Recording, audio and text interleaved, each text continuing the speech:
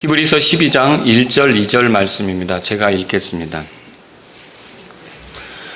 그러므로 증인들이 이렇게 큰 구름을 이루며 또한 우리를 둘러싸고 있으니 모든 무거운 것과 너무 쉽게 우리를 얽어매는 죄를 우리가 떨쳐버리고 인내로 우리 앞에 놓인 경주를 달리며 우리의 믿음의 창시자요 또 완성자이신 예수님을 바라보자. 그분께서는 자기 앞에 놓인 기쁨으로 인해 십자가를 견디사 그 수치를 멸시하시더니 이제 하나님의 왕좌 오른편에 앉으셨느니라. 아멘. 자, 1절에 보시면 우리 앞에 놓인 경주 찾으셨습니까? 이 제목으로 오늘 말씀을 드리겠습니다. 스포츠를 좋아하는 사람들은 자기가 좋아하는 그 운동선수가 멋진 그 플레이라 그럴까요? 멋진 그 경기 모습을 보이면 흥분할 때가 있어요. 뭐 소리를 지르기도 하고 뛰기도 하고 옆 사람하고 하이파이브도 하고 이리 막 돌아다니기도 하고.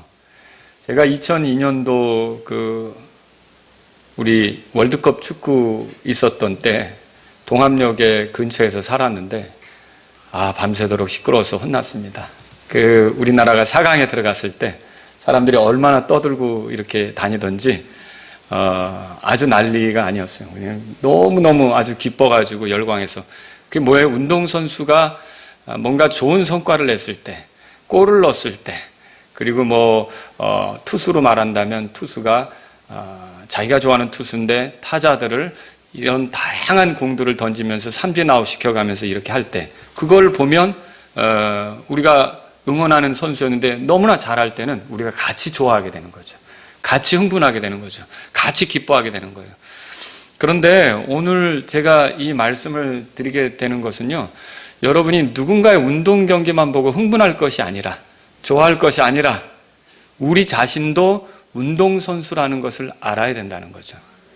어떻게 그거를 알 수 있습니까? 이 성경 말씀 보세요. 여기 보면 1절에 우리 앞에 놓인 경주라는 말이 있어요.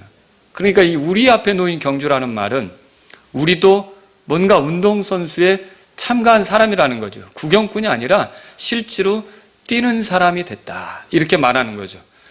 특히 고린도전서 9장에 보면 바울이 이런 말을 한 적이 있어요. 경주를 할 때 달리는 자들이 많아도 상을 받는 자는 하나다 그랬는데, 거기 경주를 할 때 달리는 자들 있잖아요. 그 경주를 할 때 달리는 자들이라는 말이 사실은 그리스도인들을 표현한 거예요. 그러니까 많은 그리스도인들이 경주에 참여한 것 같은데 또 상 받는 자는 그리스도인들 중에 따로 있다. 이렇게 지금 얘기하려고 그 말을 쓴 거거든요. 이렇게 보면 여러분 어때요? 우리가 운동선수와 같다는 걸 생각해 볼 수 있겠습니까?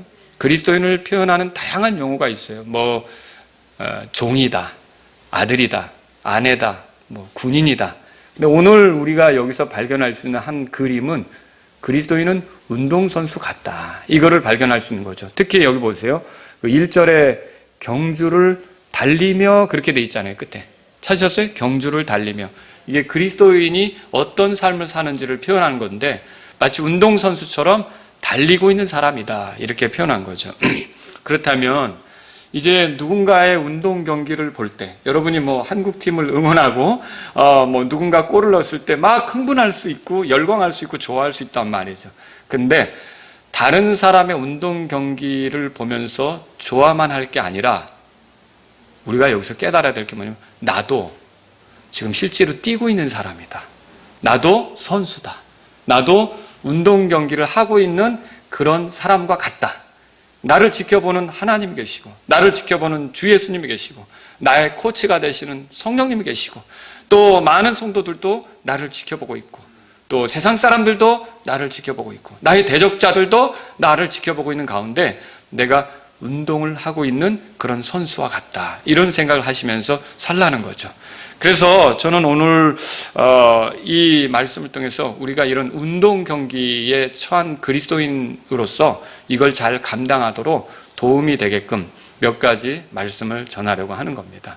자, 한 3가지로 정리해서 여러분에게 말씀드리려고 하는데, 첫 번째는 뭐냐면 그리스도인이 참여하게 된 운동 경기, 이게 뭐냐? 종목이 믿음의 경주입니다.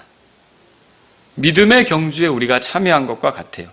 물론 이미 이 경주를 끝낸 사람도 있습니다. 그 끝낸 사람들을 지금 히브리서를 쓴 사도 바울은 뭐라고 표현했느냐? 증인들이라고 표현했어요. 1절에 보세요. 그러므로 증인들이 이렇게 큰 구름을 이루며 또한 우리를 둘러싸고 있으니, 그렇게 돼 있죠. 이 증인들은 누구를 얘기하는 거냐면, 앞에서 히브리서 11장을 읽어보신 분은 알겠지만 믿음의 사람들이 쫙 열거돼 있어요. 여기 아벨부터, 그 다음에 이제 에녹, 그리고 노아, 아브라함, 이삭, 야곱, 또 모세, 이런 그 믿음의 사람들이 쭉 히브리서 11장에 열거돼 있다는 거죠. 이 사람들은 이미 경주를 마친 사람들이에요.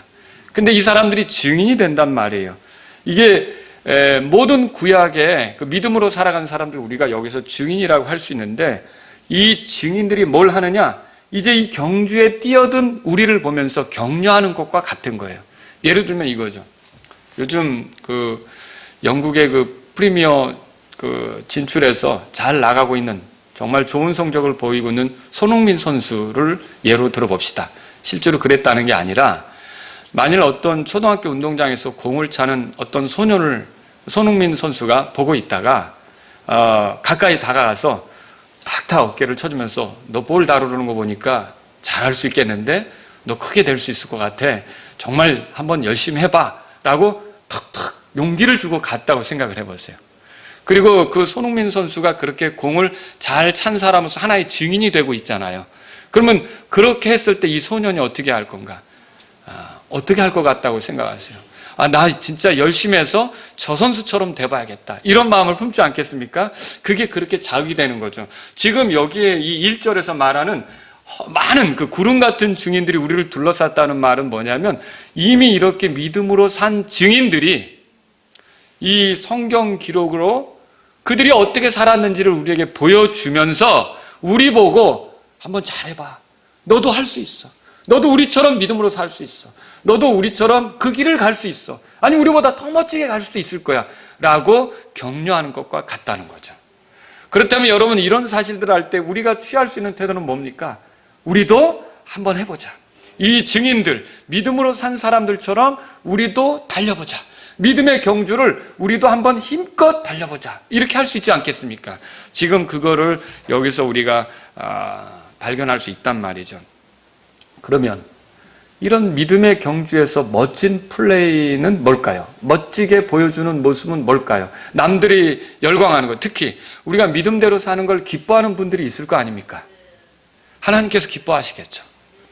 그렇죠? 예수님께서 기뻐하시겠죠. 성령께서 기뻐하시겠죠. 이런 이분들이 기뻐하시고 영광을 받으시며, 또 성도들은 어떨까요? 믿음으로 우리가 살 때 같이 기뻐하지 않겠습니까? 이렇게 같이 기뻐하고 열광하고 이렇게 할 때 도대체 뭐가 멋진 플레이가 되느냐, 멋진 모습이 되느냐, 이건 다른 게 아니라 믿음으로 살아가는 거예요.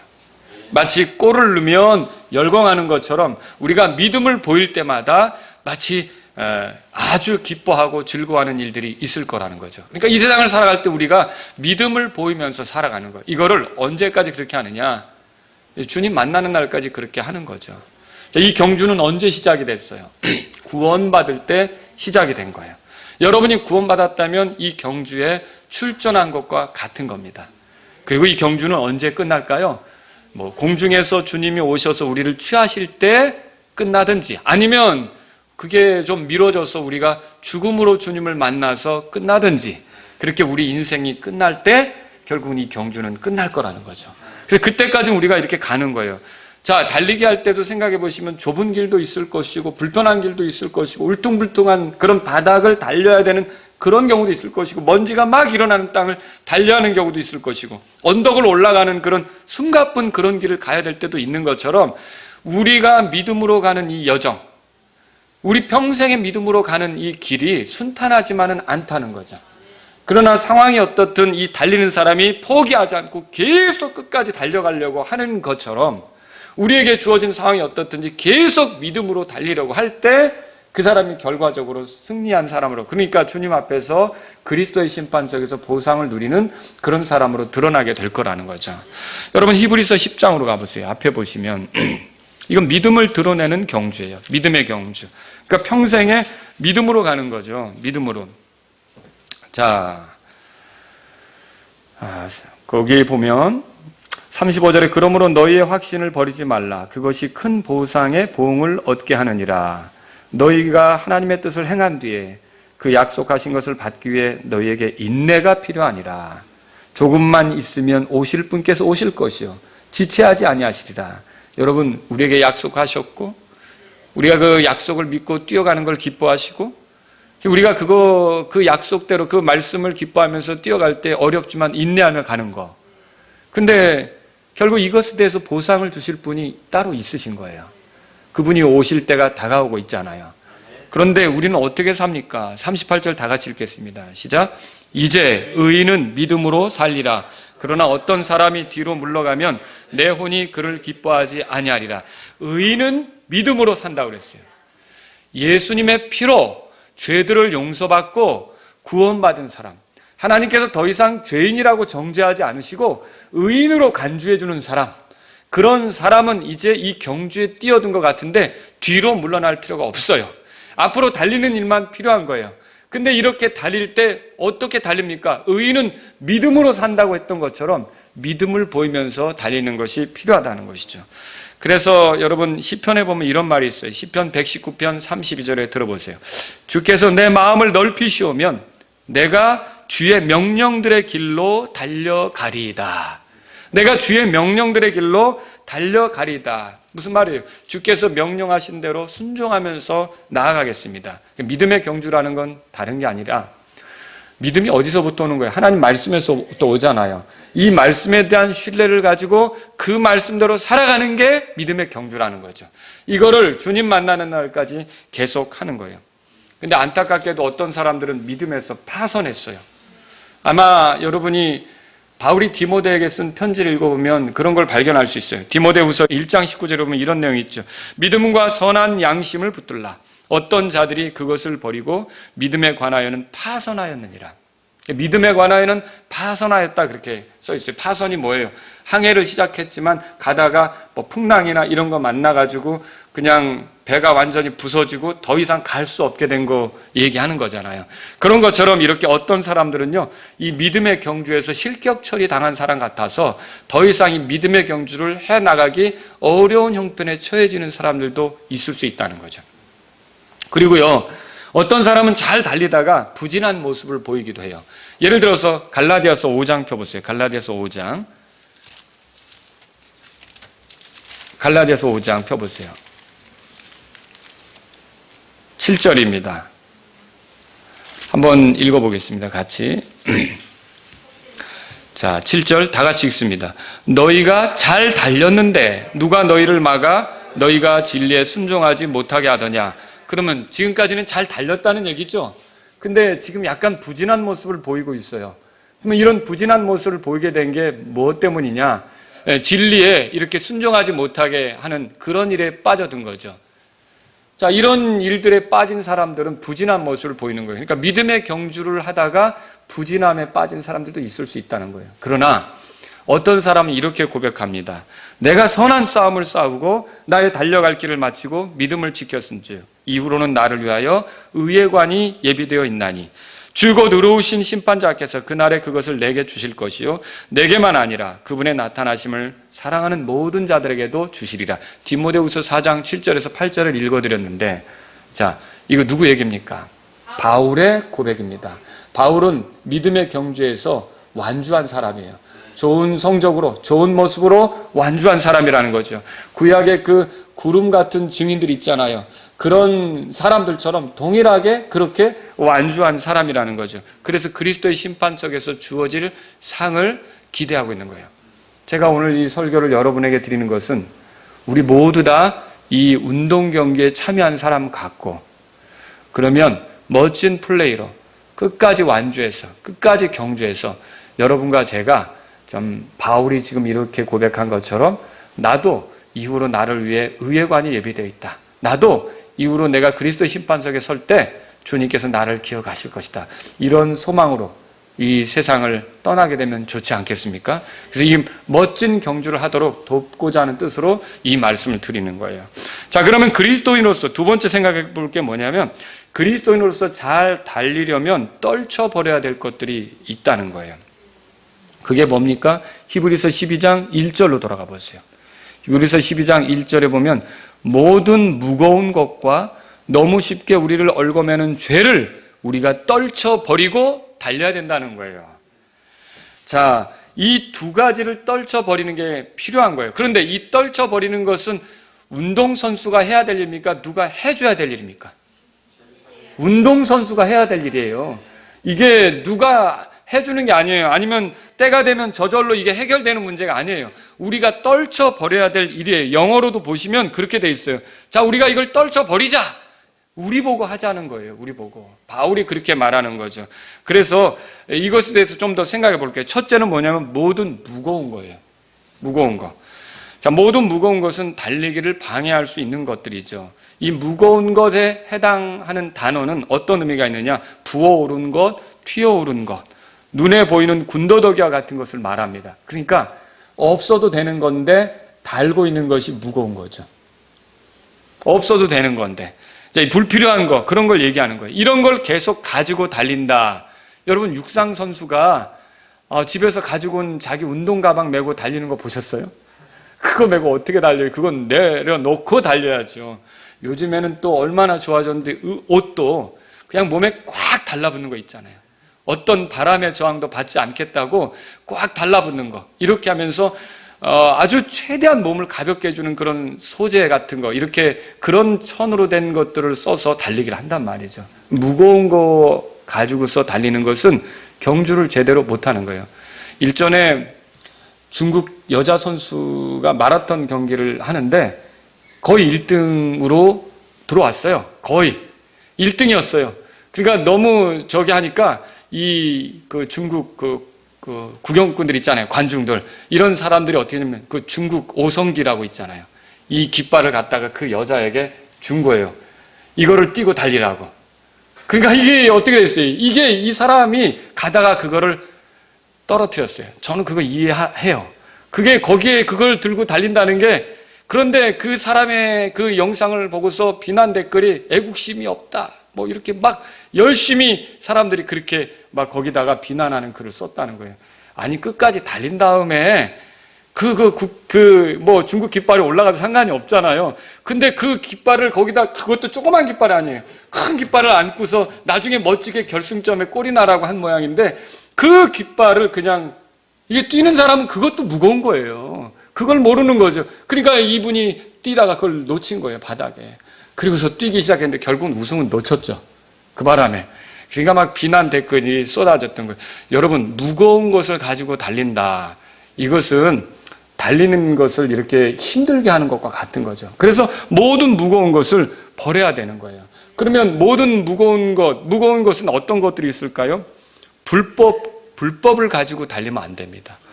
시편 38편에 보세요. 시편 38편. 시편 38편 4절에 보겠습니다. 다윗이 이렇게 말해주고 있어요. 같이 읽겠습니다. 내 불법들이 내 머리 위로 넘어갔으니 그것들이 무거운 짐 같으므로 내가 감당하기에 너무 무겁나이다. 그러니까 불법들은 무거운 짐이에요. 그러니까 내가 하나님을 섬기는 사람으로서 불법을 품고 달린다. 이거는 경주 잘 하지 않겠다는 뜻이죠. 그러니까 우리 안에서 불법이 용납이 되면 안 된다는 거죠. 불법은 뭐냐? 불의한 거, 공정치 않은 거, 정당하지 않은 거, 이런 것들을 얘기하는 거예요. 부당한 거. 그래서 선을 넘어가는 거, 이런 것들이 불법이란 말이죠. 불법을 품고 달린다. 이건 잘 안 달리겠다는 뜻이죠.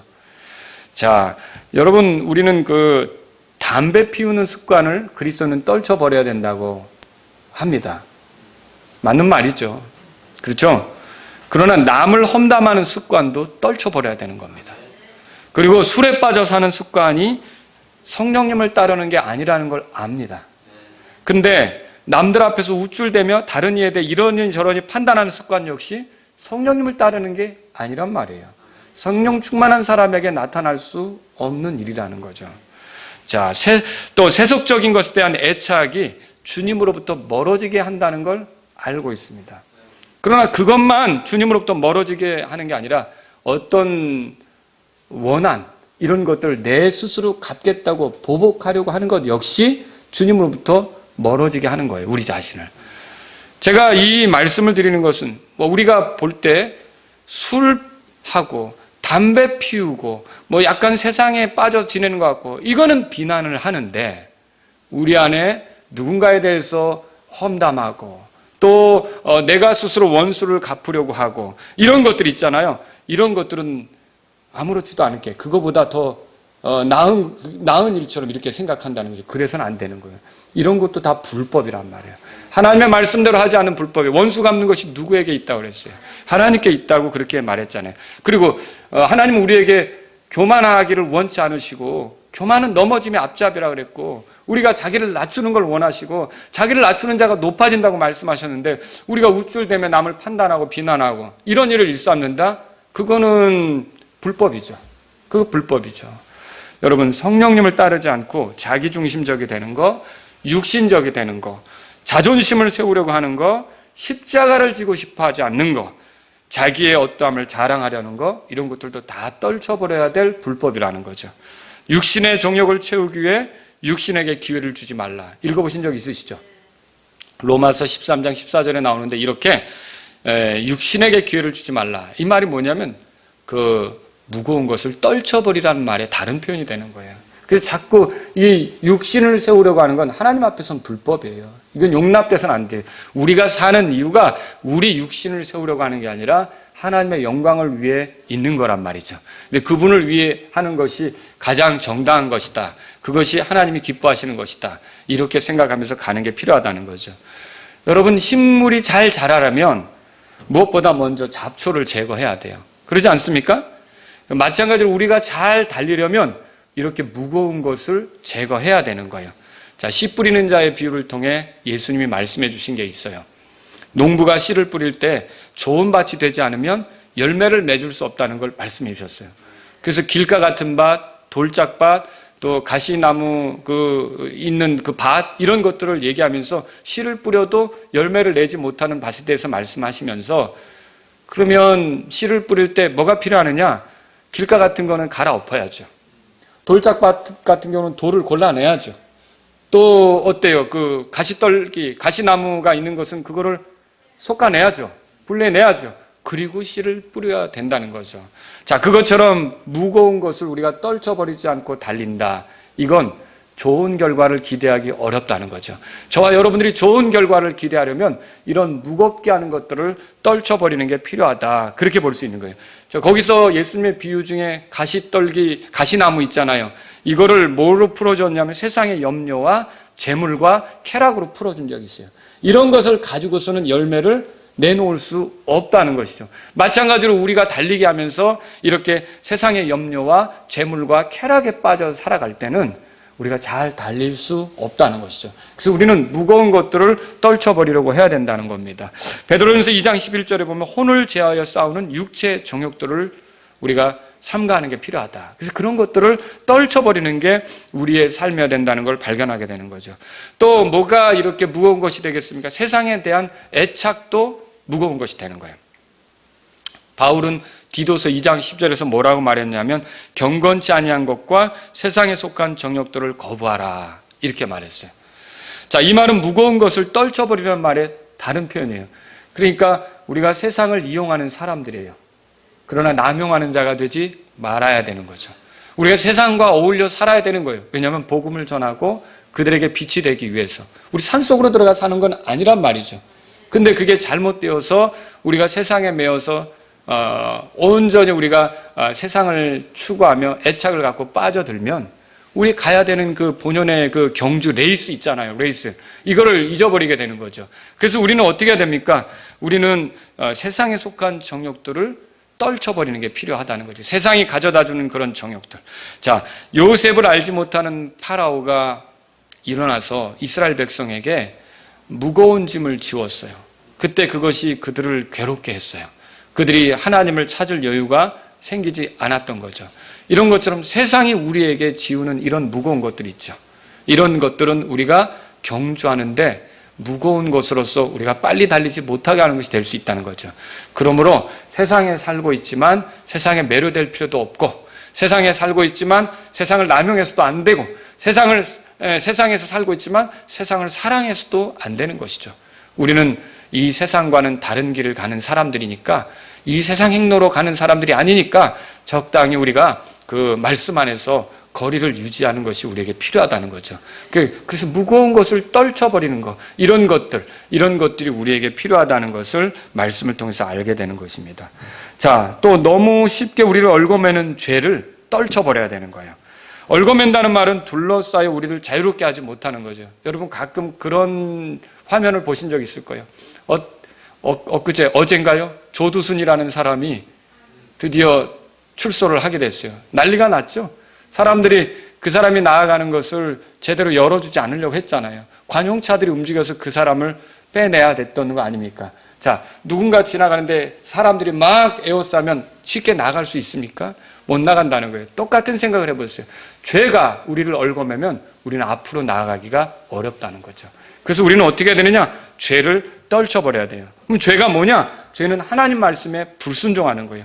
하나님이 기뻐하는 것, 하나님이 싫어하는 것을 알면서도 그걸 무시하는 거예요. 그분의 말씀을 가볍게 여기는 거죠. 근데 그분의 말씀을 가볍게 여기는 게 굉장히 치명적이에요. 어떤 점에서 치명적입니까? 믿음이라는 게 그분의 말씀에서 오는 거거든요.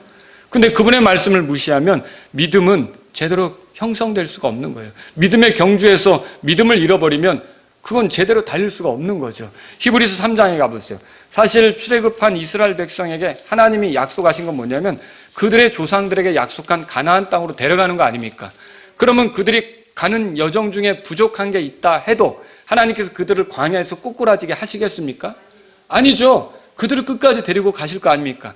그럼 그들이 하나님의 말씀을 믿고 인내하면서 따라가면 되는 거 아니에요. 근데 그들이 어떻게 했어요? 하나님 말씀을 믿지 않고 의심하고 차라리 이집트로 돌아가야겠다 이렇게 하다 보니까 그들 안에 불평이 솟구쳤잖아요. 그런 게 한두 번이 아니죠. 계속 그렇게 되다 보니까 그들이 어떤 결말을 이뤘어요. 자 보세요.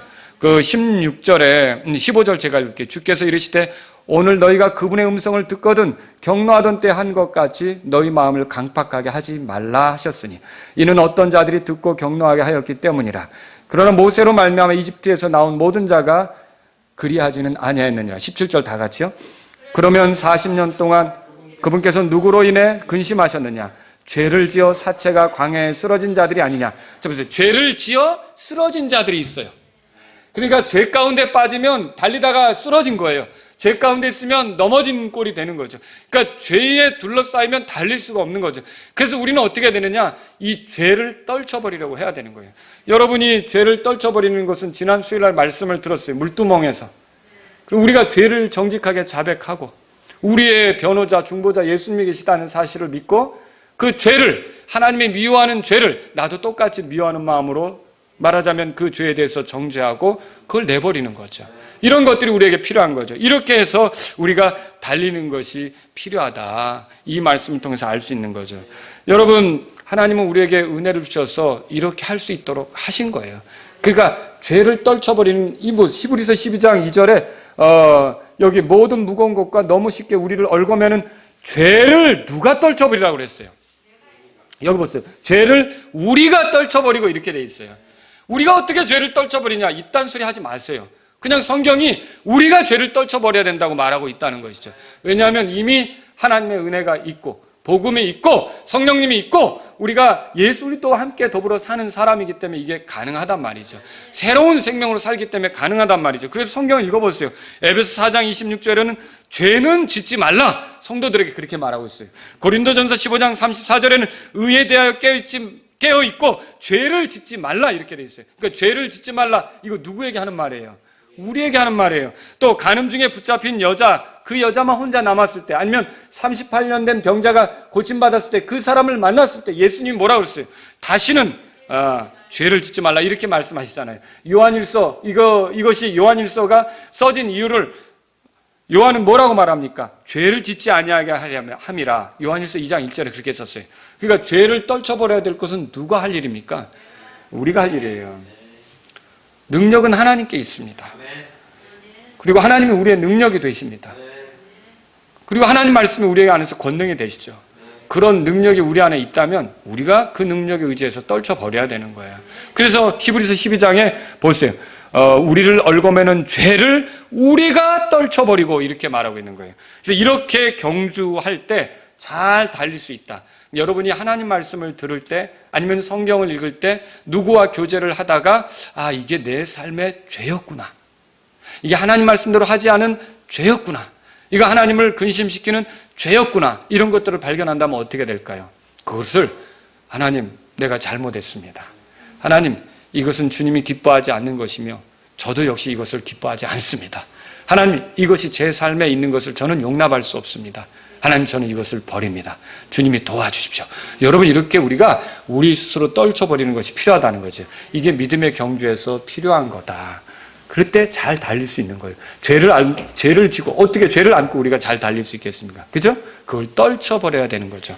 그 다음에 세 번째로요, 그리스도인이 잘 달리려면 필요한 것들이 있어요. 이것도 두 가지로 여기 소개되고 있어요. 우리가 믿음의 경주에서 좋은 성적을 내려면 필요한 게 두 가지가 있는데 그 중에 첫째는 뭐냐면 인내입니다. 인내.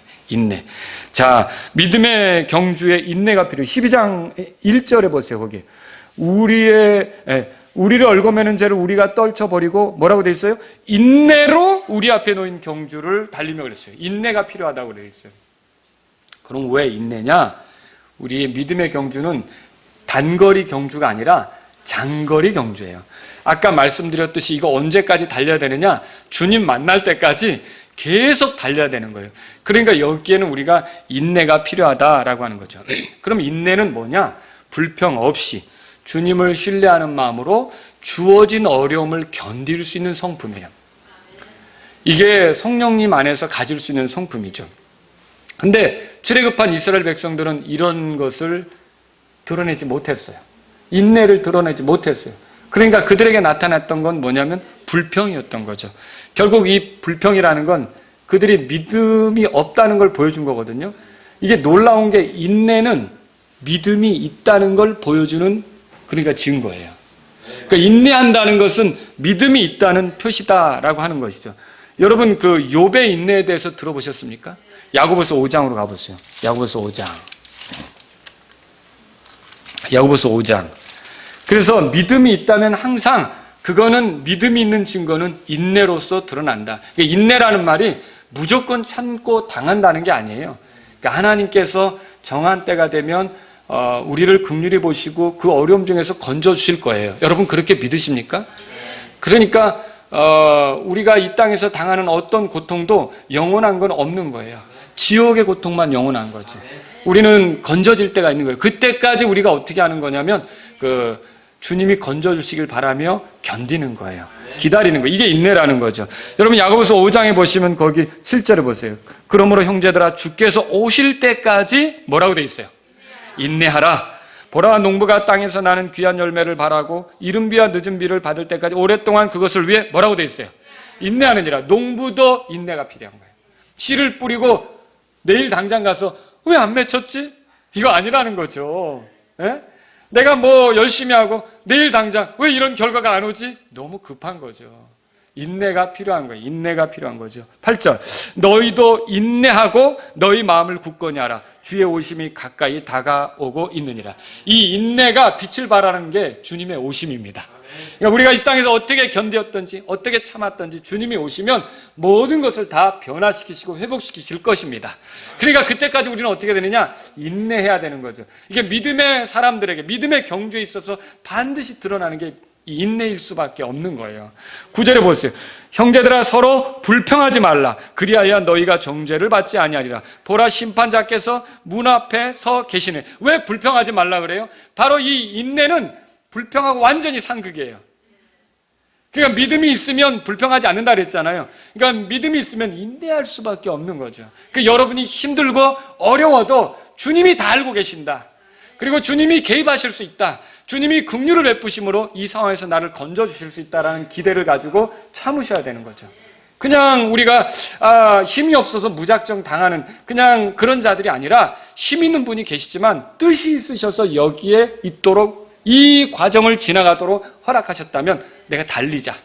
믿음으로 달리자. 인내하며 달리자. 불평 없이 달리자. 이것이 우리가 보여드려야 될 모습이라는 걸 기억하시기 바랍니다. 10절에 보세요. 내 형제들아 주의 이름으로 말한 대언자들을 고난당하는 것과 인내의 본으로 삼으라 그렇게 돼 있어요. 그건 무슨 말이냐면 여러분 주의 말씀을 전했던 대언자들이 구약 성경 읽어보면 어려움 많이 겪었거든요. 엘리야가 어떤 어려움을 당했는지 아합과 이세벨로부터 죽일 위협에 쌓였었잖아요. 엘리사는 아이들로부터 비난을 들었고요. 그죠? 여러분 예레미야는 갇히기도 여러 번 했고요. 이렇게 대언자들이 좋은 대우를 받지 못했다고요. 그런데 그들은 어땠습니까? 주의 말씀을 전하면서 고난 당했고 견뎠다는 거예요. 인내했다는 거죠. 그래서 우리가 인내의 본으로 삼으라라고 여기서 말하는 것을 볼 수 있는 거죠. 11절 우리 다 같이 읽겠습니다. 11절 보라 참는 자들을 우리가 행복한 자로 여기나니 너희가 욥의 인내를 들었고 주께서 주신 결말을 보았거니와 주께서는 지극히 동정심이 많으시며 친절한 긍휼을 베푸시는 분이시니라. 그러니까 여러분 욥의 인내도 알죠? 이 참고 기다릴 때 욥의 결말, 더 좋은 결말에 이른 걸 안단 말이에요. 욥이 잃었던 것을 2배나 얻었던 거 알고 계시죠? 이렇게 욥의 결말이 좋아졌던 걸 우리가 알고 있어요. 왜냐? 주께서는 지극히 동정심이 많고 친절한 긍휼을 베푸시는 분이시기 때문에 우리가 어려움을 겪는 것에 대해서 모른 척하지 않으신다는 거죠. 이런 주님을 안다면 우리가 그 주님을 신뢰하면서 인내로 경주하는 게 필요하다는 거죠. 그래서 잘 달리려면 우리에게 필요한 게 뭐냐? 인내예요. 그리고 인내는 어디서 오느냐? 믿음에서 오는 거예요. 믿음은 또 어디서 오는 거냐? 하나님 말씀에서 오는 거예요. 그래서 우리가 이 하나님 말씀을 붙잡고 갈 때는 인내할 수가 있는 거예요. 그러니까 뭐 상황이 자꾸 어려워져도 우리 하나님은 알고 계신다. 우리 하나님은 개입하실 수 있다. 우리 하나님은 심판자시다. 우리 하나님은 얼마든지 이 상황을 조정하실 수 있다. 주님에 대한 신뢰가 있으면 우리는 인내할 수 있게 되는 거죠. 자, 그래서 여러분과 제가 알아야 될 게 뭐냐면 믿음하고 인내는 꼭 친구 같아요. 완전히 절친한 친구 같아요. 그래서 같이 다니는 걸 볼 수 있어요. 그래서 예를 들면 데살로니가후서 1장 4절에 그러므로 너희가 당하는 너희의 모든 핍박과 환난 속에서 드러난 너희의 인내와 믿음으로 인해 우리는 하나님의 교회들에서 직접 너희를 자랑하노라. 보세요. 너희의 인내와 믿음으로 인해 인내하고 믿음이 짝을 이루고 있어요. 또 여러분 야고보서 1장 3절에 너희 믿음의 단련이 인내를 이루는 줄 너희가 아느니라. 믿음, 인내. 또 여러분 요한계시록 13장 10절에서 여기에 그 환난당하는 성도들 있잖아요. 근데 그 성도들을 놓고 여기에 성도들의 인내와 믿음이 있느니라. 그렇게 써 있어요. 또 여기에 성도들의 인내가 있나니 곧 여기에 하나님의 명령들과 예수님의 믿음을 지키는 자들이 있느니라. 요한계시록 14장 10절. 이것 말고도 여러분이 관심을 갖고 찾아보면 믿음과 인내는 굉장히 같이 다니는 그런 친구들 같다는 걸 알 수 있어요. 그래서 믿음의 경주에 있어서 꼭 필요한 게 뭐냐면 인내예요. 인내. 지치지 않고 하나님 말씀을 신뢰하면서 나아가는 것. 이게 우리가 믿음의 경주에서 필요하다는 거죠. 두 번째는 뭐냐면 예수님을 바라보는 거예요. 자, 12장으로 가보세요. 히브리서 12장. 거기 가면 2절에 우리의 믿음의 창시자요 또 완성자이신 예수님을 바라보자 그렇게 돼 있어요. 믿음의 창시자라는 말이 여기 나오고 있어요. 여기 창시자라고 하는 단어는 킹제임스 성경 역자들에 의해서 히브리서 2장 10절에서는 대장으로 번역이 되어 있어요. 한번 보세요. 히브리서 2장 거기 보면 자신을 위해 모든 것을 존재하게 하시며 10절입니다. 또 자신으로 말미암아 모든 것을 존재하게 하시는 그분께서 많은 이들을 영광으로 데려가시는 일에서 그들의 구원의 대장이란 말이 나오죠. 이게 창시자랑 같은 원래 단어인데 여기서 이제 대장으로 이렇게 번역이 되어 있는 거죠. 그리고요 또 사도행전 5장 31절에는 통치자, 여러분 생명의 통치자 이런 말 들어보셨죠? 예수님에 대해서 이런 통치자라는 말로도 번역이 되어 있어요. 그러니까 이게 굉장히 아주 어떤 권위가 있고 또 이끌어주고 인도하고 이런 그 역할을 할 수 있는 그런 그 존재를 표현하는 단어라는 걸 알 수 있는 거죠. 그래서 예수님을 창시자라고 하는 건 지도자, 권위자, 주장, 대장, 팀장 이런 의미로 우리가 생각할 수 있는 거란 말이에요. 히브리서 11장에 열거된 사람들이 거기 아브라함도 있고 이삭도 있고 야곱도 있고 모세도 있고 그렇잖아요. 이렇게 많은 사람들이 있는데 이 사람들이 믿음으로 살아가도록 이끄신 분은 누구시냐? 그들의 대장이 예수님이셨다는 거예요. 그리고 그들이 믿음으로 살 수 있도록 만들어내신 분이 누구냐? 예수님이시란 말이죠. 그 예수님은 이렇게 어떻게 보면 그거를 만들어내신 분이시기도 하죠. 그런 삶이 가능하도록 도우신 분이란 말이죠. 그래서 히브리서 11장에 열거된 사람들은 믿음의 경주에서 좋은 결과를 낸 사람들인데, 이렇게 이들에게 좋은 결과가 오도록 도우신 분, 이끄신 분, 만들어내신 분은 예수님이시거든요. 그들은 그 예수님을 따라간 사람들이고요. 결국 우리가 그들처럼 되려면 우리도 동일하게 예수님을 바라보는 게 필요하다는 거죠. 예수님이 우리를 도우실 수 있어요. 히브리서 13장에 보면, 보세요. 13장에 거기 보면, 자, 거기 6절에 그러므로 우리가 담대히 말하되 주는 나를 돕는 분이시니 그랬어요. 그러니까 우리가 주님이 우리를 돕는다는 걸 알고서, 우리의 믿음의 경주에 있어서 그분이 돕는다는 걸 알고서 그분을 바라보는 게 필요하다는 것이죠. 예수님은 믿음의 삶이 가능하도록 도우시고 일하시고 만들어내시는 분이시라는 걸 믿으시란 말이죠. 예수님은 믿음의 완성자입니다. 여기서 유독 믿음의 창시자요 또 완성자이신 그리스도를 바라보자 이렇게 안 했어요. 하나님의 아들을 바라보자 이렇게 안 했어요. 뭐라고 돼 있어요? 예수님을 바라보자 그랬어요. 이 예수라는 이름은요, 바로 하나님께서 구원자로 이 땅에 오셨을 때, 그러니까 사람이 되시면서 갖게 된 이름이에요. 사람으로 살아가시면서 갖게 된 이름이라는 거죠. 그러면 이건 뭘 얘기하느냐면, 예수님도 하나님이셨지만 사람으로 되셨을 때 완전히 아버지에 대한 믿음으로 사셨다는 거예요. 그러니까 아버지에 대한 믿음으로 죽기까지 순종하신 거고요. 그분이 가야 될 그 믿음의 여정을 십자가에서 끝낼 때까지 완전히 완주하신 그런 우리의 그 완성자예요. 말하자면 대장이 되시고요. 그래서 예수님이라는 이름이 여기서 사용된 거죠. 그래서 우리가 예수님이 성경 기록대로 죽으시고 묻히시고 부활하셨는데, 이게 철저히 아버지에 대한 믿음, 아버지에 대한 신뢰, 아버지의 뜻에 철저히 순종하는 뜻으로 이루어진 일이다. 여러분 그렇게 볼 수 있는 거죠. 이래서 갈라디아서 2장 20절에 보면 여러분이 내가 그리스도와 함께 십자가에 못 박혀 있으나 그럼에도 불구하고 산다 그러잖아요. 그러면서 이제 내가 사는 것이 아니라고 하고요. 그러면서 무슨 말이 나옵니까? 이제는 나를 사랑하사 나를 위해 자기 목숨을 주신 그 하나님의 아들의 믿음으로 산다 그러잖아요. 그게 무슨 말이에요? 우리가 그 믿음의 완성자이신 예수님이 보여드렸던 그런 믿음이 우리 안에 있어서 우리도 그런 방식으로 살아가는 것을 말하고 있다는 것이죠. 그래서 저와 여러분들은 이런 면에서 이 경주에 참여한 자들로서, 믿음의 경주에 참여한 자들로서 감독자이면서 우리의 본보기가 되시는 그 롤모델이 되시는 예수님을 바라볼 필요가 있다는 것이죠. 우리에게 힘을 주시는 예수님을 바라볼 필요가 있다는 거죠. 특히 예수님 뭐라 그러셨느냐? 요한복음 13장 15절에서 이렇게 말씀하셨어요. 내가 너희에게 행한 것 같이 너희도 행하게 하려고 내가 너희에게 본보기를 주었느니라. 그러니까 이 예수님은 우리에게 구원자도 되시지만 우리의 본보기도 되신다는 사실을 알아야 돼요. 우리가 그분처럼 걷도록 그렇게 하는 거예요. 그분이 믿음으로 그 완주하신 것처럼 우리도 그렇게 믿음으로 가도록 우리를 위한 본보기가 되신다는 사실을 알 필요가 있는 거죠. 예수님은 어떻게 하셨습니까? 히브리서 12장 2절을 보세요. 그분께서는 자기 앞에 놓인 기쁨으로 인해 십자가를 견디사 그 수치를 멸시하시더니 이제 하나님의 왕자 오른편에 앉으셨느니라. 그렇게 돼 있죠. 예수님은 자기 앞에 놓인 기쁨으로 십자가를 견뎠다고 돼 있어요. 이게 예수님이 가는 과정 중에 정말 어떻게 보면 정말 힘든 그 코스가 십자가 코스예요. 근데 이것도 완주하셨던 거죠. 이거를 피해하지 않으셨던 거죠. 이거를 우회하지 않으셨던 거죠. 이거를 그냥 망설이면서 머뭇거리지 않으셨던 거죠. 그냥 거기도 달려들으셨던 거예요. 여러분 여기서 우리가 믿음의 경주라는 걸 보게 돼요. 우리도 역시 우리가 살아가는 과정 중에 이런 십자가 같은 정말 어려운 문제를 만날 수 있지만 우리에게 하나님께서 말씀을 주시고 믿음을 요구한다면 우리도 어떻게 해야 될까요? 달려가야 된다는 거죠. 예수님은 어떻게 하셨습니까? 십자가를 통해 이뤄진 죄인들이 구원받는다는 사실을 알으셨던 거예요. 십자가를 통해 죄인들이 용서받아 하나님과 가깝게 된다는 걸 알으셨던 거예요. 십자가를 통해 하나님께서 영광 받으신다는 것도 아셨다는 거예요.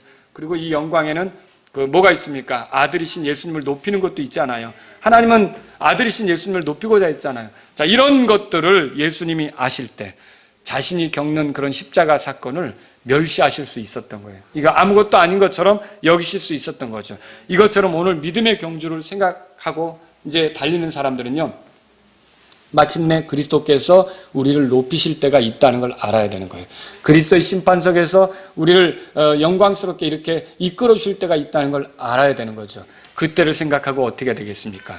예수님처럼 믿음의 경주를 달리는 거예요. 예수님을 바라보고 내가 저분처럼 가야겠다. 저분이 주시는 힘으로 가야겠다. 저분이 나를 이렇게 믿음의 삶을 만들어 줄 거다. 이렇게 하면서 예수님에게 소망을 두고 달리는 저와 여러분들이 될 수 있기를 바랍니다.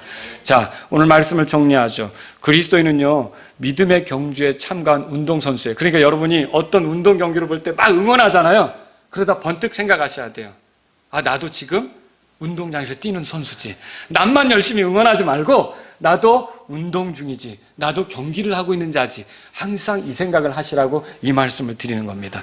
그러면 어떻습니까? 우리는 어떤 경주예요? 우리가 뭐 점프를 하거나 달리기를 하거나 지금 뭐 그런 게 아니라 우리는 믿음의 경주를 하고 있어요.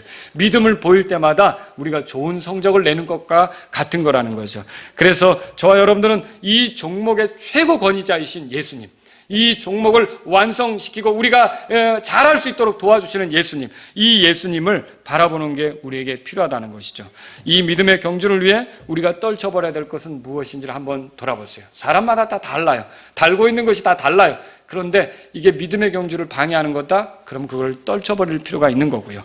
또 죄다? 이런 것들은 더더욱 안 되는 것이고요. 이런 죄를 안고 우리가 죄를 안으면 넘어질 수밖에 없는 거예요.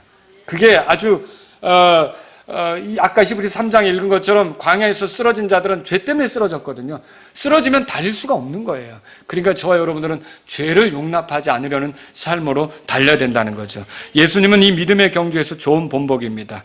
이미 증인으로 믿음의 사람들이 있어요. 구약의 성도들은 우리에게 잘 달려보라고 격려하는 뜻으로 여기 히브리서 11장에 기록되어 있는 거죠. 자, 우리가 이들을 보고 도전받을 수 있겠죠? 잘 달려봐야겠다. 나도 뛰어봐야겠다. 아, 바울처럼 나도 달려봐야겠다. 그 노래도 있잖아요. 그죠? 그런 것처럼 저와 여러분들도 이제 어떤 멋진 경주를 한 선수만 보고서 아, 이렇게 좋아하고 열광할 게 아니라 그럼 나도 이 경주에 있으니까 그 사람처럼 뛰어봐야겠다. 이런 자세가 저와 여러분에게 필요하다는 거죠. 그래서 누군가는 우리를 보고 또 도전을 받을 수 있지 않습니까?